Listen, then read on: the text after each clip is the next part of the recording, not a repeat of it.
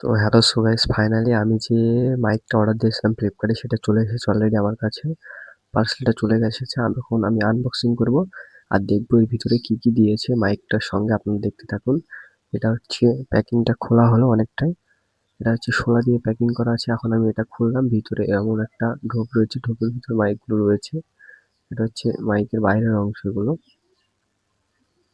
ঢোপের বাইরে যে উপরে যেগুলো লেখা রয়েছে সেগুলো দেখা যাচ্ছে, এগুলো হচ্ছে এর ভিতরে খোলার পরে এখানে আছে একটা মাইক আছে, আর একটা হচ্ছে চার্জিং পয়েন্টে ঢোকানোর জন্য একটা আছে।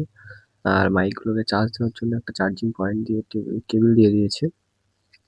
এটা হচ্ছে আপনার মোবাইলের চার্জিং পয়েন্টে ঢোকানোর যে জিনিসটা ওটা।